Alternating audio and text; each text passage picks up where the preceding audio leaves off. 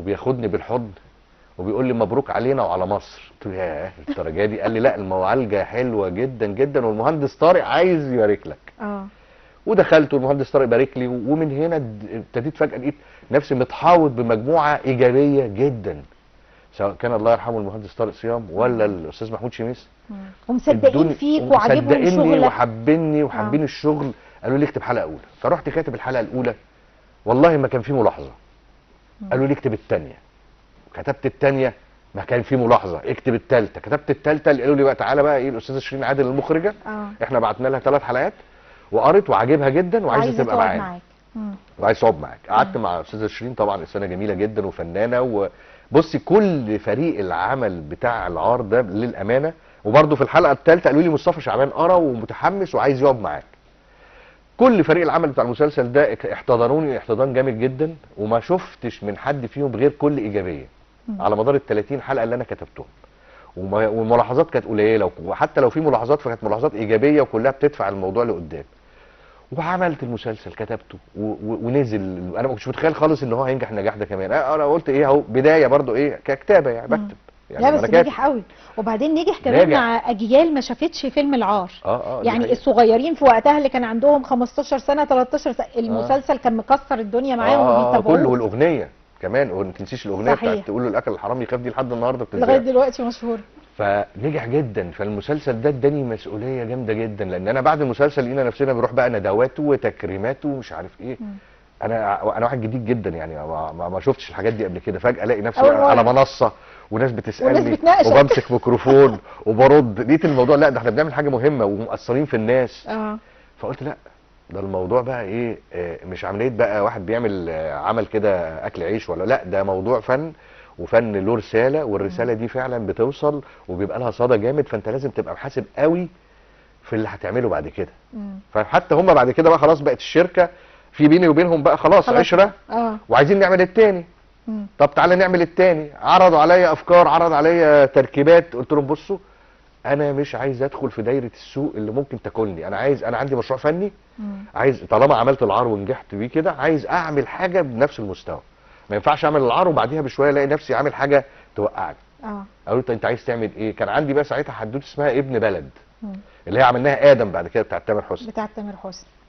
فعرضت عليهم ابن بلد دي. فالمهندس طارق قال لي حلو بس ده سياسه ودين وموضوع يعني ملعبك يعني ما تشوف حاجه تجاريه يعني كل حلقه فيها مأساة اكتر من اللي قبلها. قلت له بس ده يعني انا شايف ان بعد العار يبقى هو ده.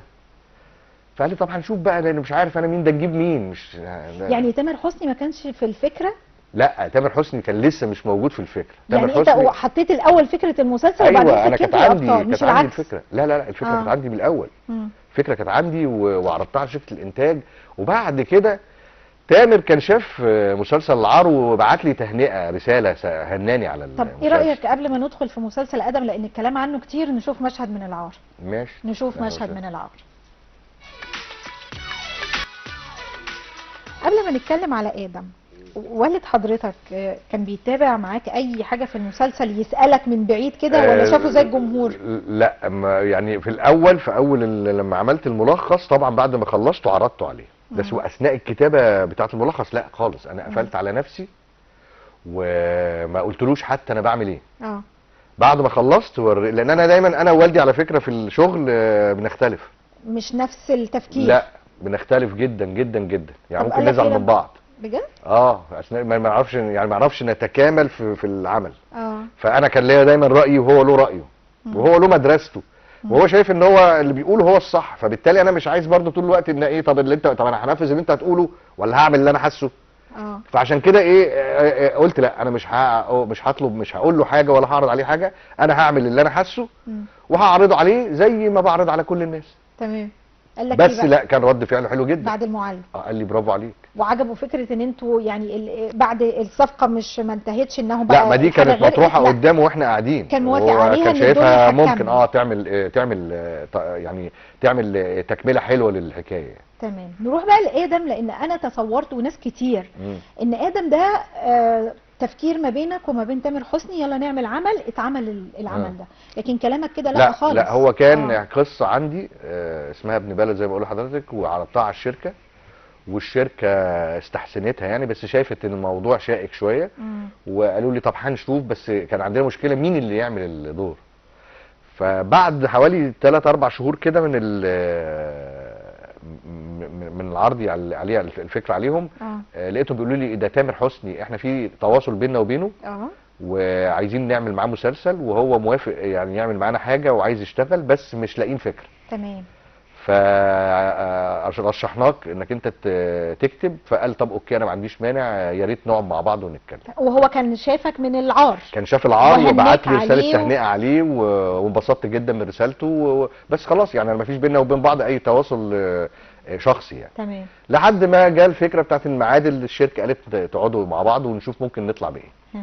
فرحت قابلته قبليها بيوم، كنت بسجل هنا على فكره. عندنا كان عندي تسجيل هنا، فلقيت تليفون وانا قاعد بره مستني قبل التسجيل، لقيت تامر تليفون رقم ما مش مسجل رقمه. فلقيته بيكلمني بيقول لي احمد انا تامر وبتاع، قلت له اهلا يا تامر ازيك؟ قال لي بقول لك ايه، احنا في ميعاد بكره مع الشركه. قلت له قال لي طب ما تيجي نقعد بس الاول قبل ما نقابل الشركه بكره، نقعد انا وانت النهارده. قلت له ما فيش مشاكل، انا عندي تسجيل هخلصه واجي لك. فعلا اداني العنوان ورحت قعدت معاه. من اول قعده حصل كده ايه كيميا بينا، وحكيت له الحدوته انبسط منها جدا. قال لي هي دي انا عايز حاجه كده وهموت في الاخر. قلت له هتموت في الاخر؟ قال لي انا عايز اموت في الاخر. هو يعني حس ان الموضوع كبير، وكمان هيبقى بقى فيه الناس هتزعل على ادم تاني يوم راح الشركه قال لهم خلاص، هم ما كانوش يعرفوا بقى ان احنا اتقابلنا بالليل. هو متخيلين ان احنا هنتقابل عندهم، وهم كمان مش عايزين مسلسل ادم، شايفين انه تقيل. لا هم مش ضد المسلسل، بس شايفين انه مين هيعمله موضوع تقيل، ويعني عايزين حاجه كوميرشال عن كده يعني. انما دخل تامر قال للمهندس طارق، قال له خلاص انا موافق، الحدوته اللي احمد حكاها لي دي انا عجباني ويلا نعمل دي. تمام. فالمهندس طارق قال له انتوا قعدتوا امتى وانتوا عملتوا ايه؟ قال له احنا امبارح قعدنا وانا عاجبني جدا الموضوع ده. فمن هنا ابتدينا نشتغل في مشروع ادم. مشروع ادم. طيب مشروع ادم انا سمعت ان كانت مش محمد سامي المخرج هو كان اول حاجه، صح؟ لا مش سامي، لا كان الاول كانت ساندرا نشأت. ساندرا نشأت وقعدت اشتغلت معانا فتره. وبعدين حصل ان ساندرا كان عندها انشغالات في الفتره دي، انها كانت داخله فيلم المصلحه. فكان عندها دايما يعني قلق من فكره انها تعمل فيلم وتعمل مسلسل في نفس الوقت. ففي الاخر خدت قرارها، قالت انا معلش يا جماعه انا هضطر ان انا اعتذر علشان ادخل المصلحه. فبقى عندنا هنا مشكله، طب احنا ساندرا مخرجه كبيره وهتعمل معانا الشغل، طب وبعدين هنعمل ايه؟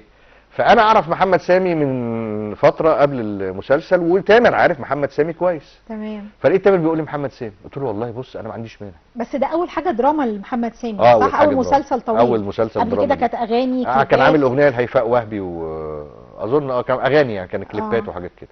بس هو مبشر يعني، هو من وانت قاعده معاه من قبل ما يعمل حاجه عنده اضافات في الدراما حلوه، عنده وجهه نظر، عنده رؤيه، عارفه في طاقه كده. طب بصراحه تامر اتدخل في طبعا تامر ومحمد طبعا على طول. فهميني مفيش عمل في الدنيا. احنا خلي بالك احنا بنعمل طبخه. ابقى كداب لو قلت لك ان محمد وتامر ما اشتغلوش معايا في الحكايه، لا اشتغلوا يعني. بس في ناس بتشتغل وتعلى بالعمل، وفي ناس بتشتغل تبوظ. صح، يعني في اضافه تزيد واضافه تقلل من تامر ومحمد لما حطوا ايديهم معايا علوا الحكايه، ما قالولهاش، وده شهاده يعني الامانه. هل ده اللي خلى ساندرا نشأت تمشي؟ التدخلات اللي ممكن من تامر؟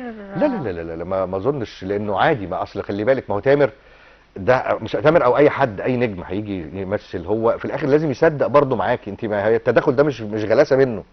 هو بيقول رايه، بيقول وجهات نظره عشان يقدر يقرب من الشخصيه ويحبها ويأديها كويس. تمام. وفي الاول وفي الاخر النقاش بيننا يا تقنعني يا اقنعك. ما انت لو اقنعتني خلاص انا مقتنع، لو انت اقتنعت باللي انا بقوله اوكي. مفيش لوي دراع يعني، مفيش حد بيفرض. هل الاضافات والتدخلات اللي ممكن تكون مع المؤلف بتكون شخصيته بس، ولا كل الشخصيات اللي في المسلسل؟ لا، هو بطل العمل ممكن يتدخل في خطوط اخرى، بس برضو اللي انا عايز اقوله مش بيتدخل بحكم ان انا البطل في العمل فانا لازم اوردرك اديك اوردر. لا، انا رايي كده، ايه رايك لو تتعمل؟ يعني مثلا كان في حاجه في ادم عجبتني جدا. كان انا عامل سلوجان كده، ويل لمن يحيى مرفوع الراس في عصر حدثت فيه الرؤوس. ده السلوجان اللي انا كاتبه. تمام. فتامر لما قراه قال لي حلو بس في ناقصه كلمه. قلت له ايه؟ قال لي ويل لمن لا يحيى مرفوع الراس في عصر حنت فيه الرؤوس. شوفي اللا دي فرقت جدا وكسرت، يعني فرقت وإضافة المعنى حلوة. واضافه جامده جدا. اضافه حلوه بصراحه. ابقى عبيط لو ما خدتهاش. اه فهي كده دي الحاجات كده. يعني انا ببقى عامل الارضيه، ممكن هو يجي طب تعالى نحط حاجه نلمع الحته مش دي. بيلعبوا يعني في اساسيات العمل لا ولا لا لا الخطوط الرئيسيه، لا ده لا. لا لا الاساسيات احنا متفقين عليها. خلاص. احنا بنتكلم في ايه؟ في التزويق. إيه جمله حوار هنا، ايه افيه هنا، إيه ممكن واحنا قاعدين يجي في بالنا مشهد حلو، يعني مشهد انتقامه من الضابط ده اللي هو ما طلع ربطه وبتاع. احنا لقينا جرعه التعذيب اللي خدها ادم جامده جدا، فاحنا محتاجين برضو نشفي غليل المشاهد.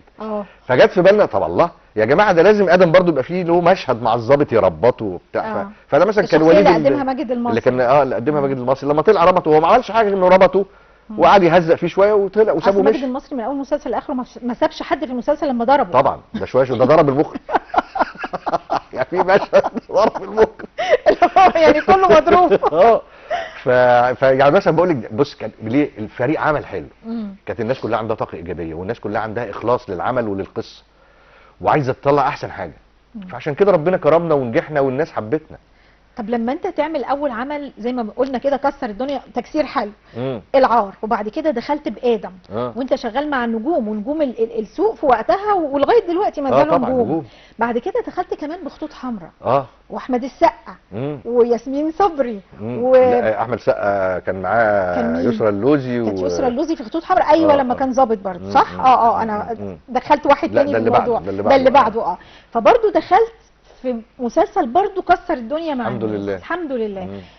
فكره بقى ان انا بختار موضوع انا خلاص ده انا ناجح قوي السنه اللي فاتت، انا برضو عايز السنه دي اكمل نجاحي. طبعا ده مهم. بتختار الفكره بقى ايه؟ اعتمادا على الموضه اللي سايده في وقتها اللي بتتقدم، ولا الفكره اللي انت عايز تطرحها بعيده عن الموضه؟ انا عندي افكار. يعني كل الافكار دي كانت عندي، مش لسه هقعد اعملها. يعني مش لسه هيجي منتج يقول لي عايزين قصه اقول له طب استنى هقعد الف لك. لا انا عندي افكار حسب بقى مين البطل. يعني مثلا لما جالي السقا انا كان عندي الفكره دي، كان اسمها نقطه ضعف، ما كانش اسمها خطوط حمراء. لما جه السقا عايز يتعاون معانا ويعمل المسلسل، فلقيت ان دي انسب حاجه ممكن اقدمها له، فرحت وقعدت معاه وحكيت له فعجبته، فقال لي دي جميله، انا عجباني الفكره وعجباني الدور الضابط اللي بيدخل في يبقى زعيم عصابه ويتحول، الحاله دي الدراما دي عجباني. فقلت له طب تمام يلا نشتغل. وجاء الاستاذ احمد شفيق كان معانا المخرج وشركه الانتاج نفسها، فطلعنا بالعمل وكان برضو حاله ايجابيه جدا. وكان معانا احمد رزق وش السعد، احمد رزق ده انا بحبه جدا لان هو معايا كان في العار ومعايا في خطوط حمراء. وشغال معاك كيف، عملنا الكيف بعد كده. كيف صحيح. هو باسم سمرة. فبرضو كان تركيب، وكان دياب اللي هو منذر ريحنا عمل دور كان جامد جدا، اول مره يتقدم ده في خطوط حمراء. خطوط حمراء لما كان هو الشخصيه اللي ضد السقا. فكان برضو نقله حلوه جدا. السقا بقى نجم اكشن كبير وحاجه جميله. يعني كنت عايز سنه تاخد اجازه على فكره. ليه؟ يعني بعد ادم كلنا كنا مستهلكين. قعدتوا تصوروا فيه قد ايه؟ احنا قعدنا يمكن حوالي 8 شهور. ليه كده كتير؟ وكانت اياميها الثوره شغاله، احنا بنصوروا ادم. يعني احنا ابتدينا تصوير ادم قبل الثوره وخلصناه بعد الثوره. واكيد كان في فتره بقى توقفات. طبعا ما في توقفات، بس قعدت دي لا يقل عن 6-7 شهور. طب هل قيام الثوره اثناء ما انتوا بتصوروا خلاك اجرأ في الكتابه؟ طبعا جدا، لانه انت برضو وانت بتكتبي قبل الثوره كان في محاذير معينه، بعد الثوره انت خلاص المحاذير دي اتشالت، فبتكتب براحتك. اكتبي براحتك. فهو ده اللي خلانا نكتب المسلسل ده براحتنا قوي. يعني دي كانت فرصه عظيمه كان لازم نستغلها. نكتب اللي احنا عايزينه بقى. طيب خلينا ننقل من البدايات للاعمال اللي انت قدمتها في الفتره الاخيره. قدمت برضو عمل يعني الناس كلها وقفت عنده وتساءلت بشكل كبير جدا، وهو صلة رحم. ده فكره صلة رحم. انا الفكره لكن السيناريو الحوار بتاع الكاتب محمد هشام عبيه اظن. ما احنا بنتكلم في ايه بقى؟ في الفكره. فكره تأجير الارحام. ما هي دي برضو فكره يعني ما اتعملتش كتير في الدراما، اعتقد ممكن تكون اتعملت مره، انتوا المره الثانيه يعني عملوها خط في مسلسل مش اكتر. كانت خط في مسلسل فعلا. لكن انت مسلسلك كله مبني على ده، او فكرتك كلها مبنيه على ده. ايه اللي خلاك بتفكر في فكره زي دي؟ بصي هقول لك على حاجه. انا من ضمن الفكره، اولا فكره مهمه جدا لان انا قعدت ابحث فيها لقيت انها يعني مثاره جدا جدا للوقت الحالي. فكره لان ده بيعتبر دي علامه من علامات الساعه. يعني انت من ضمن علامات الساعه الكبرى الصغرى اللي هي خلاص بقى قبل النهايه، الأمة تلد ربتها. فانا قعدت اسرح في فكره ايه الامه تلد ربتها دي. ما دي من ضمن علامات الساعه. الامه تلد ربتها. فالامه اللي هي العبده، سوري، الامه تلد ربتها، تلد ربتها اللي هي العبده تولد ستها. فانا قعدت ابحث ايه العبده تولد ستها دي. لقيت انه في دول بيجيبوا الشغاله اللي عندهم ويعملوا معاها العمليه دي، فبالتالي الشغاله بتحمل الجنين اللي بتاع السيد والسيده اسيادها اللي هم عايشين، اللي هي عايشه معاهم في البيت. فبالتالي لما بتيجي بتولد مين؟ اللي يبقى الشغاله بتولد ستها. ايوه، ده من ضمن علامات الساعه. فانت دي بس هل هو ده هو ده يعني المعنى ده المعنى اللي انا توصلت له واللي انا استنتجته واللي على اساسه ابتدت تتولد في دماغي فكره تأجير الارحام. وكمان لقيتها منتشره جدا. ولما قعدت ابحث لقيت انه في ناس كتير جدا بره في اوروبا وفي امريكا بيعملوا الموضوع ده عادي جدا جدا وانتشرت برضه في الوطن العربي. فبقت ظاهره غريبه. وبعدين هنا بقى راي الدين ايه وراي القانون ايه؟ مين الام اللي حملت ولا صاحبه البويضه؟ ده مهم جدا. ايوه، هيبقى هتلاقي فيها جدليه فقهيه قانونيه انسانيه اجتماعيه. فلقيت الموضوع حلو عجبني جدا. فمن هنا عملت حدوته في الموضوع ده وسميتها صله رحم. طب ليه ما كتبتهاش؟ يعني ليه ما كتبتهاش؟ لانه كان سنتها انا كنت ملتزم مع محمد امام بكتابه مسلسل كوبرا. وكنت خلاص اتفقت مع محمد وشغالين على مسلسل، فما فيش وقت لحاجه ما هو يكتب ده يكتب ده. فجيت للاستاذ انور الصباح وقلت له دلوقتي انا منشغل بمسلسل ومش عايز اعطل لكم المشروع بتاعكم، فانا خلاص هديك الفكره وهات كاتب يكتبها وانا هكمل في اللي عندي. فكملت عشان ما اوقفلهمش المشروع. ما انا هقول لهم طب استنوني السنه الجايه. طب هم عايزين يطلعوا السنه دي. ايوه، بس ساعات الواحد كده بيبقى يعني عارف عنده كده غيره على فكرته وعلى الحمد لله يعني عندي افكار كتير يعني مش قميص بستناه يتغسل والبسه عادي مفيش. وبعدين دول صحابي وانا احب لهم الخير، يعني احب لهم ان هم ينجحوا. طب لما تقدمت بقى بالشكل ده بسيناريو بقى وبحوار مختلف حلو جدا عن اللي جدا في دماغك، مختلف عن اللي في دماغي مختلف عن اللي في دماغي ولكنه حلو ونجح مع الناس. يعني انت كنت هتطلع شخصيه اياد نصار انانيه كده؟ لا، انا ما كنتش هخلي اياد نصار البطل اصلا. كنت هتخلي مين البطل؟ البنتين، لان هي اصلا صله رحم. الاثنين ستات هم الابطال. صاحبه البويضه اللي هي طبعا ليلى، الام اللي صاحبه البويضه وصاحبه الحمل وصاحبه البويضه. دول الابطال. صحيح. الراجل ده نمره 3 في الحكايه. يعني انا لو انا اللي بكتب لا طبعا مش هخليه هو البطل. مش هو البطل. البطل الاثنين ستات لان هو الموضوع نسائي اصلا. صح. الموضوع نسائي، موضوع ستاتي يعني. وفكره كل واحده فيهم مين كل واحده فيهم بتقول انا الام انا الام. انا كنت عامله في الاخر، انا كنت عامل الراجل بيموت في الحلقه ال 12 وبيبقى في ارث. طب الورث ده لمين؟ الواد اللي بيورث، الولد الجنين ده هو اللي اتولد ده هو اللي بيورث. طب بقى كل واحده عايزه الواد ده ليها، ما الورث الراجل ده سايب ثروه، كل واحده عايز تقول ده ابني. ايوه، بس هم هيتخانقوا في الاخر عشان خاطر الورث ولا عشان ابنها بجد؟ الاثنين بيتخانقوا على الحاجتين. واخده بالك؟ في خناقه كبيره جدا وبتدخل القضاء وبنشوف بقى مين الام صاحبه البويضه ولا صاحبه الحمل. انت عارفه القانون قال لك ايه؟ قال لك الشرع بيقول ايه؟ الشرع بيقول انه اللي حملت مش صاحبه البويضه، رغم ان هي بتبقى زي وعاء يعني. بس هو الاساس لصاحبه البويضه. لا، ما هو ده الاساس عشان دلوقتي احنا طلع بقى النظام التحليل بقى والحاجات دي. صحيح. دي ان ايه. انما من ما قبل ده كان دايما مين اللي حملت، مين اللي كان في بطنها الواد، مين اللي الست اللي حامل هي دي، وحملها هو في صلاه في عمين، حملته امها وهنا على وهن. ده كل ده في الشرع. فهو دلوقتي ما هو ده جدليه انا كنت عايز اناقشها على الشاشه. صحيح. طب دلوقتي مع ظهور بقى لا، ومشاعر برضو الستتين يعني. هل اللي حملت 9 شهور وحاسه ان ده ابنها حست بتفاصيله، ولا صاحبه البويضه اللي ده جزء وهل جينيا هو بياخد من مواصفات اللي حملت ولا بياخد المواصفات بتاعه البويضه؟ جينيا لا، بياخد مواصفات البويضه. ما بياخدش من مواصفات البويضه. صح. فكل ده كنا عايزين نناقشه. ايوه. في الموضوع انا ما شفتوش في المسلسل. هو اتعمل بشكل حلو ولكن راح في وجهة نظر الراجل. انما انت عندك ذهب والماظ في علاقة الاثنين ستات كان ممكن تشد الناس 1000 مرة اعلى لو عملت من الزاوية بتاعت الاثنين ستات. بوجهة نظرك يعني خلاص خلاص اصل هي بصي زي طلقة بتطلع مش هينفع ترجعيها تاني. بس يعني ممكن نعمل بتشكيلات اخرى يعني. لكن انا قصدي انه مثلا الموضوع ده كان ممكن يتعمل، هو اصلا معمول، انا لما عملته وقدمته لانور كان على اساس 2 ستات ابطال ومعاهم راجل ثالث.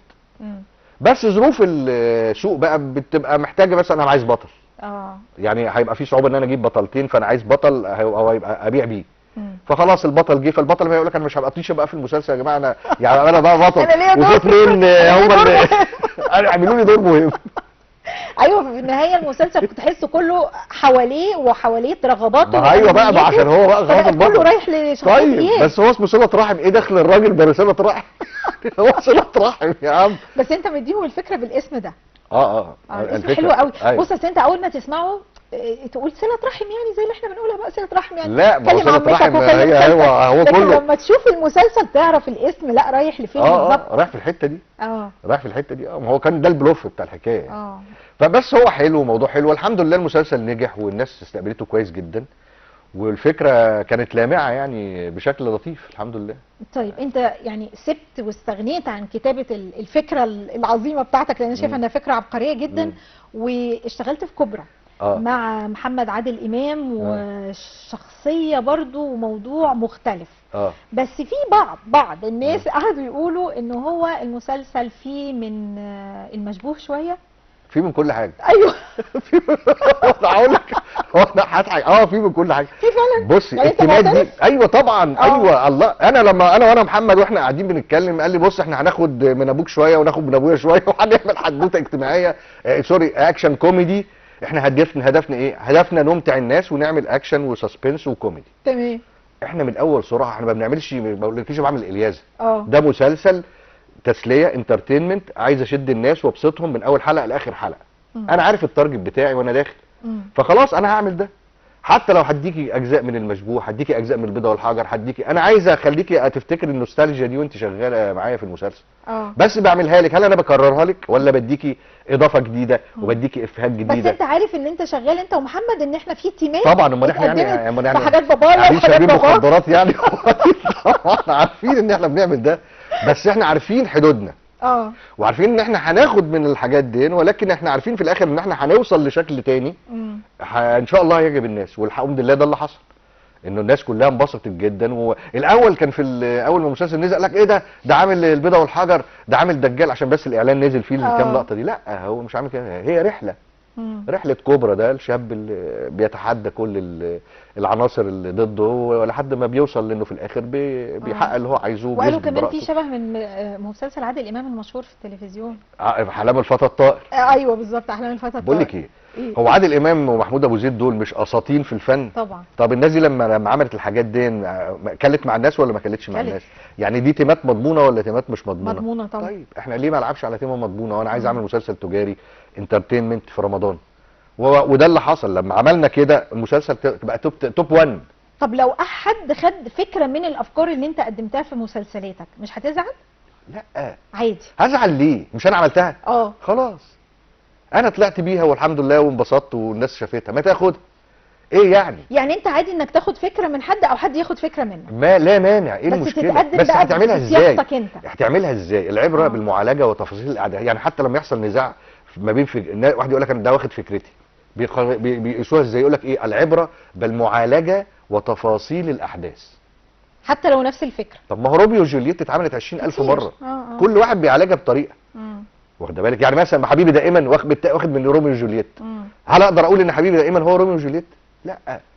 طريقه بقى كتابه المشاهد والحوارات والتفاصيل هنا مختلفه عن طريقه كتابه المشاهد والحوار. ده عايشك في عالم وده عايشك في عالم. هو ده الابداع. ان انا ممكن اجيب لك ممكن كوبايه شاي، واحد يعملها لك بالقرنفل، واحد يعملها لك بالنعناع، دي هتديكي طعم ودي هتديكي طعم، هي في الاخر ايه؟ كوبايه شاي. بس كل واحد حط التاتش بتاعه. فانت حط التاتش بتاعك، والله لو عملت حاجه حلوه هنسقف لك، حاجه وحشه هنقول لك ما تعملهاش تاني. خلاص بقى، بس متشكرين، ما تعملش شاي تاني. طب خلينا نشوف مشهد من كوبرا ونرجع تاني مع مشاهدينا. الحوار معاك حديث يعني لطيف قصدي ولا يمل. الله يخليك. ويدل ان انت فعلا دمك خفيف، ففي الروح دي بتظهر في الكتابه بقى. يعني بحاول. ايوه، فكره ان احنا قاعدين دلوقتي فبنتكلم فتحس ايه ان يعني الضحكه بتطلع لوحدها. في الكتابه بقى الوضع بيبقى عامل ازاي؟ مسخره. بجد؟ لان انت بقى هنا مش انا اللي بتكلم، الشخصيات اللي بتتكلم. اه فمش انا اللي بالف، ده انا بعمل شخصيه بتركيبه معينه وبحطها مع شخصيه تانية وبقعد اتفرج عليهم وهما بيتكلموا مع بعض. ان ده ممكن يقول ايه وده ممكن طبعا يقول ايه. هما ممكن شخصيه بقى تقول الفاظ وتقول والمنطق تفكيرها مختلف عن منطق تفكيري، بس وانا بنطقها لازم افكر بطريقتها. فهتلاقي بقى افيهات بتطلع من منطق الشخصيه دي، مش بتاعتي، مش انا اللي عاملها، هي احمد ابو زيد، مش احمد ابو زيد، دي هي الشخصيه دي. فهتلاقي في ضحك يطلع. بس انا اصلا ما بعتبرش نفسي كاتب كوميدي، يعني انا ما بجريش ورا الكوميديا، لو جت اوكي، ما جاتش. بس كتير من اعمالك بيبقى فيها الخط الكوميدي لازم، لان الحياه كده. يعني انا لما باجي اعمل، انا ما بحبش الناس اللي يقول لك ايه، هو حضرتك المسلسل ده اكشن ولا رومانسي ولا كوميدي؟ ايه يا عم انت، المسلسل فيه كل حاجه. انت الصبح بتصحى ممكن تسمع نكته تضحك، تسمع خبر وحش تعيط، تبقى مهموم بحاجه، تلاقي واحده بتحبها تقعد تتكلم معاها شويه. فالحياه كده. فالعمل الفني لازم يبقى فيه كل ده. في جندر، يعني انت ممكن اقول لك غالب عليه الطابع الكذا اللي كذا. بس انا ما بحبش بقى فكره ان العمل يبقى غالب عليه الطابع الكذا دي، لا، انت العمل يبقى فيه كله. وده انا اتعلمته من والدي الله يرحمه. يعني بس شوفي العار، موضوع جد جدا صحيح، ولكن من عمق الجد في كوميدي اللي هي البلاك كوميدي. فهي دي الحلوه. لكن فكره الكوميديا الفارس دي عمرها قصير، انما البلاك كوميدي تعيش معاكي اكتر، لان هو الموقف اللي بيجيب الضحك. اللي بيضحكك مش اصلا كوميديان، اللي بيضحكك واحد عادي جدا، ممكن يكون ما بيضحكش، ما بيبتسمش، بس بيقول كلام يضحك. يعني مشهد العزا في الكيف ده، هو ايه اللي ده؟ عزا، الناس حزانه يا عم، بس ده راجل شرب سيجارتين ومونون ودخل العزا. شوف يا عمل ايه، وراجل محترم ودكتور يعني ما يطلعش منه ضحك خالص خالص. هو ده. يعني انا بحب ادور دايما على الموضوع يبقى بالطريقه دي، ماشي كده، تركيبه المشهد تبقى كده، ما تبقاش ماشي على افيه، لان الافيه ده مختلف عليه، ممكن ناس تضحك منه وناس تانية ما تضحكش حسب ثقافه اللي قدامك. صحيح. انما الموقف لا، هتضحكي، لازم هتضحكي، الاغلبيه هتضحك. الاحداث اليوميه اللي احنا فيها كتيره، واللي بيضحك الناس بقى، اللي ضحكني امبارح مش ممكن مش هيضحكني النهارده، خلاص ايه ده خالص. عشان المؤلف والكاتب يواكب ده. بتعمل ايه؟ صعبه جدا، لان الواقع بقى اشد دراما من اللي احنا بنعمله. انت بتشوفي في الواقع حاجات ما كنت ما تتخيليش انك تعمليها على الورق. فدلوقتي بقى في صعوبه فعلا، وبعدين الجمهور بقى مستهلك للدراما بشكل فظيع، وصانع للدراما نفسها. يعني دلوقتي الناس كلها بقت معاها كاميرات، وكل الناس بتعمل لايفات ومش عارف ايه، وكلنا ممثلين وكلنا مؤلفين وكلنا مخرجين. فانك انت بقى تقعدي بقى تبهري الناس اللي عندها القدر ده من الموهبه والقدر ده من سرعه البديهه، ده مش سهل، صعب. فدي مهمه صعبه. بس انا لو فكرت بالطريقه دي مش هكتب.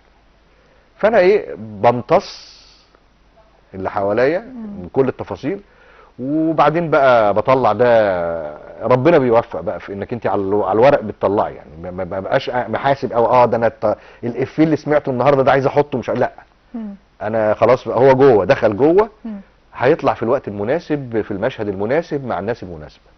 بس لو استنيت ان انا ابقى ماشي مع الترند وايه جديد، ده هيخليك لا تقف ما تكتبش. لازم اتابع الترند. وفي حاجات ترند بتبقى مهمه انك انت لازم تتكلمي فيها وتناقشيها وتلقي عليها الضوء، وفي حاجات مالهاش لازمه. فبالتالي يعني لازم ابقى متابع، ما ينفعش ابقى قاعد قافل على نفسي ماليش دعوه بالناس. ما انا بكتب لمين؟ انا بكتب للناس. ما ينفعش اكتب مع نفسي كده لنفسي، لا، ابقى متابعهم. انما ما يبقاش هو همي الترند، ما يبقاش همي ان انا ابقى عايز عمل استهلاكي فقط. لا، هو في جزء استهلاكي، انما برضو في جزء فني، وفي جزء انك انت برضو، مع ان في ناس بتحبش الكلمه دي بس انا بسترس عليها، رساله. لازم يبقى في رساله في انا المدرسه بتاعت ان انا فني، لازم يبقى في رساله. انا ما ينفعش ان انا اقعد اتكلم معاكي في حوار طرشان ملوش معنى. انا عايز اوصل لنقطه معاكي. لو انا ما عنديش النقطه دي، طب انا بتكلم معاكي ليه؟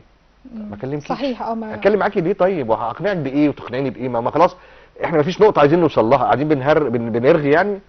لكن لازم يبقى في نقطه. فانا دايما النقطه دي انا عايز امشي ليها، فبحاول ان انا اعمل لك العمل الدرامي اللي يوصلك للنقطه دي، في رساله، في هدف. وايه اللي انا عامله ليه؟ زي انا انزل كده الاقي حضرتك النهارده قابلتك في الشارع، ايه ازيك عامله ايه؟ تمام. رايحه فين؟ لا والله مش عارفه. هقول يعني دي اتجننت.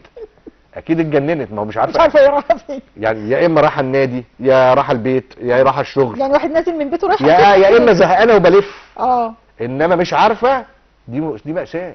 اه فازاي انا اعمل عمل فني وانا مش عارف انا عايز ايه؟ اه يعني أصل حتى لو انا عايزه الفن أضحك- للفن، لا لو انا عايزه اضحك الضحك الناس للضحك. بس، ايوه، وحاجه كده بس لازم نضحك يبقى في ونهزر. اطار برضه، لازم في او اطار. ممكن اعمل لك سكتش بقى، آه. اعمل لك نكته. انما ما ينفعش اعمل لك مسلسل وانا مش عارف انا رايح فين او انا بعمل ايه. طب على اساس ايه هنقدر نقول انت صح ولا انت غلط؟ ما انت مش قايل لنا اصلا اخرك ايه. مم. يعني طيار طاير بطياره ومش عارف هو رايح فين، هنقول امتى انتهت الرحله والحمد لله على السلامه؟ ما انا مش عارف. مفيش ليميت. لا، لازم تبقى حاطط ليميت وانت بتعمل العمل، عارف بدايتك وعارف المراحل اللي انت هتمشي فيها، عارف الكريشندو بتاعك، عارف الازمات، عارف الكلايمكس، عارف النهايه، عشان تعرف تحكيها لحد وتعرف ينفعل معاك وتعرفوا تبنوا مع بعض هذا العماره دي. هنبني عماره كام دور؟ والعماره دي لازم يبقى فيها رساله اكيد توصل للمتلقي. انا ما ضيعتش بس وقته على الفاضي كده، يعني انا في برضه استاذ رساله علي عايزه اعرفها بدرخان له. ربنا يديله الصحه يا رب. كان بيدرس لي في المعهد. اه قال لي كلمه انا حطيتها في دماغي وما نسيتهاش. قال لي بص، انت بتسرق من المشاهد ساعتين من عمره، مم. فخلي بالك قوي وانت بتعمل الساعتين دول علشان ما تسرقش عمره على الفاضي. مم. يا تدي له حاجه ليها تاثر فيه، مش لازم تلاقيها معنى، لان هو برده مش من انصار مدرسه الفن الفني دي. انما يبقى لها معنى، ويبقى لها حتى لو تاثر في مشاعره، ويا اما ما تعملهاش. ما تعملهاش، صحيح، عنده حق بصراحه. فانت يا تاثر فيه مشاعريا، تغير منه حاجه. يعني ليه ما اعملش عمل يخليكي تفكري في حياتك؟ ليه ما يبقاش قريب منك العمل ده فيخليكي في لحظه بعد ما تخرجي من العمل ده والله طب الله، طب ليه انا ما اعملش زي البطل ده؟ الله، طب فعلا ده المشكله اللي انا عايشه فيها ينور لك على حاجه معينه. طب والله ده زي ما عمل، طب انا ممكن اعمل فحل المشكله الفلانيه اللي منغصه عليا حياتي. يبقى على الاقل انا فدتك، مش فدتك، لان ابويا دايما كان يقول لك ايه، عمر ما الناس بتدخل السينما تقول لك تعالى نتثقف، بتقول لك تعالى نتسلى. صحيح، احنا داخلين السينما نتسلى، بس لا مانع مع التسليه ان انا العب معاك لعبه فكريه كده واخليك تفكر، وممكن تخرج من العمل الفني اللي انت اتسليت فيه ده بحاجه مفيده. ايوه تفيدك بس هي في التسليه بتاثر في الناس بشكل كبير طبعًا جدا جدا. طبعا يعني اجيال، يعني طبعًا. تقعد تتفرج مثلا على افلام السقا تلاقيهم بيقلدوه، منى زكي تلاقي البنات بتقلدها، والاجيال اللي قبلهم واللي بعدهم، فلا بتاثر احنا بشكل بنشتغل كبير. في شغل خطيره طبعا. انت بتعملي برمجه لغويه عصبيه للي بيشاهد دون ان يدري، وبطريقه ناعمه صح، أيوة. ما هو مش حاسس، يعني هو خالص. بيتغير وهو مش حاسس. قصه الشعر بتتغير، طريقه الكلام بتتغير. لو البطل اللي يعني اللي بيدخن هتبص تلاقي نفسك عايزه تشربي سيجاره وتقلديه زيه بقى، وانا لابس نظاره معينه عجبتك فعايزه تجيبي زي كده، اثر فيك دون ان تدري. طب اذا كان ده على مستوى الشكل، طب على مستوى المضمون بقى ما تخليه برضو له حاجه. يعني بدل ما اخليكي بقى تروحي في حته وحشه، طب ما انا احاول ان انا اخليكي تروحي في حته حلوه. صحيح، استغل ده. فرصه حلوه. وبعدين احنا هنتسال على ده، يعني ربنا هيسالنا على ده. صحيح، انت عملت ايه وعملت ايه انا اديتك قلم واديتك فرصه ان الناس تيجي تاخد منك، وانك انت تطلع الحاجات دي، عملت بيها ايه؟ عملت بيها حاجه حلوه؟ افدت الناس بحاجه ولا ضليت؟ دي مصيبه سودة. بتهيألي دي مدرسه باباك صح؟ طبعا الكاتب الكبير. طبعا يعني بتهيألي انت متشرب منه بشكل كبير في الحته دي. وافتخر بدي، لان هي دي فعلا انا خدتها منه. يمكن هو لو ما كانش والدي ما كنتش اتاثرت بالطريقه دي. لان مثلا لما دخلت في معهد سينما وحاله الحاله السينمائيه العامه، لا الحاله السينمائيه العامه مش بتعترف بالفكره دي، فكره الفن الرساله دي لا. مش في ناس كتير فن لا. للفن. فن للفن وضحك للضحك وحاجات غريبه كده. يعني مش بتاعتي ده، انا مش ضد ده برضه. ما هي مدارس، كل واحد بقى بس مدرسة. انا شايف ان الاعمال اللي عاشت هي الاعمال اللي كان ليها رساله. الاعمال اللي ما كانش ليها رساله كانت عامله زي كيس اللب كده، ازتيه وخلاص انتهى. ما بقيتش. يعني انا لحد النهارده بلاقي العرب الناس بتتفرج عليه. الفيلم طبعا الكيف جري الوحوش طبعا وجري الوحوش. وكفايه بص ان رساله جري الوحوش فكرتني شويه بالقصه بقى بتاعت صله رحم، اللي هو فكره الرضا بقضاء ربنا طبعا. ورزقه اللي حدده لك في الدنيا. وما تسعاش لحاجه تانية، لانك لو سعيت بشكل غلط هتتاذي. ايوه، ارضى برزقك، ارضى باللي ربنا قسمه لك، لان في الاخر مش هتاخد كل حاجه. رمضان الجاي هنشوفك كلنا مصابين. لا من رمضان مفيش حاجه، بس في بعد رمضان ان شاء الله مسلسل اسمه انا انت مش انا. ايه ده حلو الاسم ده. انا انت مش انا. انت مش انا، امال انا ايه؟ يعني شو انت انا وانا مش انت. لا ما دي حدوته بقى اوت ذا بوكس خالص يعني. انا 15 حلقه فكرة ولا كريم 30؟ ابو زيد اخويا هو صاحب الفكره، وانا عامل كتابه السيناريو، ومعايا مشاركني في الكتابه احمد عبيه، ده شاب جميل جدا، وعاملين فكره بره الصندوق. 15 احمد حلقه دعية، احمد عبيه، احمد دعية، شوف عشان اتكلمنا عشان هشام عبيه، ما انا احمد برضه دعية، احمد دعية. احمد دعية دعية هو اشتغل معايا في كوبرا كمان. شاب شاطر جدا وموهوب وخريج معهد سينما برضه. 30 حلقه ولا 15؟ لا 15 حلقه ان شاء الله منصه باذن الله. كريم هيبقى فيه باذن الله ان شاء الله. ان شاء الله. انا حاسه ان كريم مظلوم، موهوب وصوته حلو وبيعمل اغاني دمها خفيف، بس يعني مش موجود ان شاء الله باذن الله. هو مش ممكن يكون هو مش مسلط عليه الضوء جامد، بس هو موهوب جدا. موهوب جدا. انا عشان كده بقول لك حاسه ان هو مظلوم، لانه بقول لك موهوب الفكره فكرته واقوى من ناس كتير موجودين دلوقتي على الساحه. بص بقى، كل واحد لازم نقعد نشتغل على نفسنا، وكل واحد له وقته وله اوانه يعني ما بالعكس يعني، هو مش فارقه معاه الحته دي. هو قاعد مع نفسه بيعمل حاجات، يعني بقول لك يعمل غنوه، يفكر فكره، هو خدناها عملناها مسلسل، يعمل دور، يغني كده يعني. هو عايز برضه حاله الهوايه. بيشتغل كهاوي مش محترف، مش مستعجل. وعلى فكره هو ده الصح. يعني فكره ان انت تشتغلي محترفه فانت بقيتي موظفه عند الشغلانه. لا وابويا كان كده. يعني ابويا كان يكتب فيلم في سنتين. يقعد يكتب فيلم في سنتين.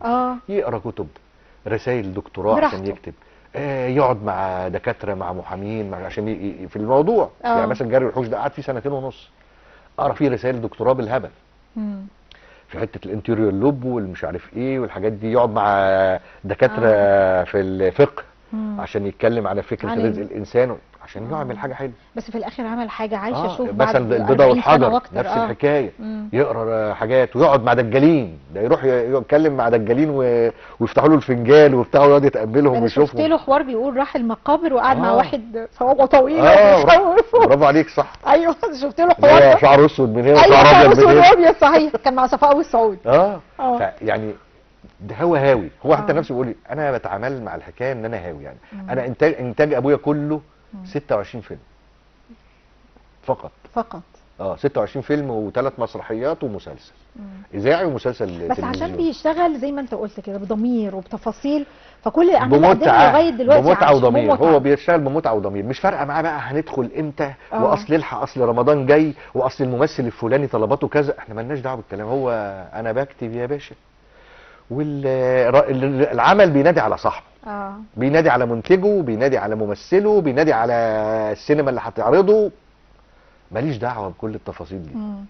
وبكتب الحاجه اللي تعجبني، اللي انا شايفها حلوه، واللي عايز يركب معايا في المركب بتاعتي اهلا وسهلا. اللي مش عايز اتفضل حضرتك، والله المينا مليانه مراكب، نط في اي مركب. عشان كده الاعمال عايشه لغايه دلوقتي، ونفس المدرسه انت واخدها كمان، وكل اعمالك زي ما قلت في اول حلقه مكسره الدنيا. مش مكسره، احنا عايزين نمتع يعني الناس. حاجه حلوه، حاجه جميله. بلاش مكسره دي والله. حققت نجاحات كبيره جدا الحمد لله. وفي انتظار باذن الله المسلسل الجديد. يا رب نورتني. الله يخليك، كتر خيرك. كل مشاهدينا نروح لفاصل وارجع لكم بعد شويه.